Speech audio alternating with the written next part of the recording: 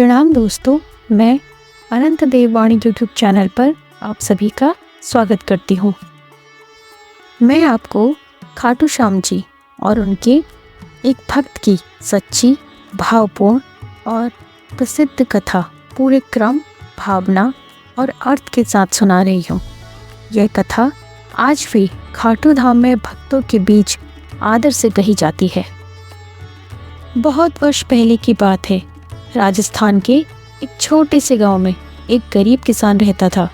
दिन रात मेहनत करता, परिवार बड़ा था, साधन कम थे। जीवन में दुख ही दुख, लेकिन उसके हृदय में खाटू श्याम जी पर अटूट विश्वास था।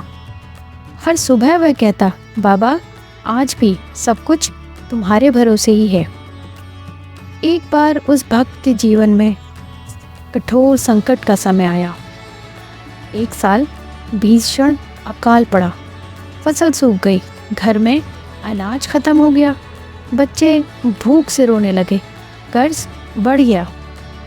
गांव वालों ने भी ताने देने शुरू कर दिए। अब भक्ति से पेट नहीं भरता, लेकिन किसान बोला, जब बाबा है तो डर किस बात का। एक रात किसान ने निश्चय किया, मैं पैदल खाटू जाऊंगा और बाबा से शिकायत नहीं, बस भरोसा दिखाऊंगा। न जूते न पैसे, सिर्फ एक लोटा पानी लेकर किसान चल दिया। रास्ते में पैरों में कांटे चुभे, पाँव लहूलुहान हो गए, प्यास लगी, शरीर टूट गया। लोग बोले, पागल है लगता है, मर जाएगा। पर वह चलता रहा, बाबा का नाम लेकर चलता रहा। एक रात वह थक कर एक पेड़ के नीचे गिर पड़ा। अचानक एक नीले वस्त्रों वाला युवक आया, हाथ में पानी दिया, कहा, हिम्मत मत हारो, मैं तुम्हारे साथ हूँ। किसान ने धन्यवाद किया और वहीं गहरी नींद में सो गया। सुबह जब आँख खुली, खाटू श्याम के मंदिर के द्वार पर था।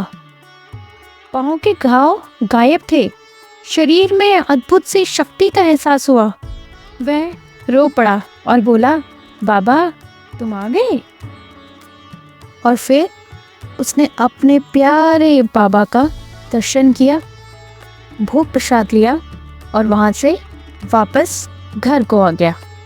जब वह घर लौटा, उसके जीवन में धीरे धीरे परिवर्तन आने लगा।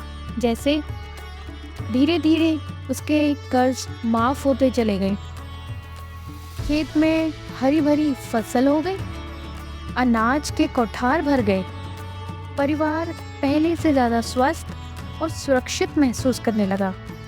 गांव वालों ने पूछा, ये सब कैसे हो गया?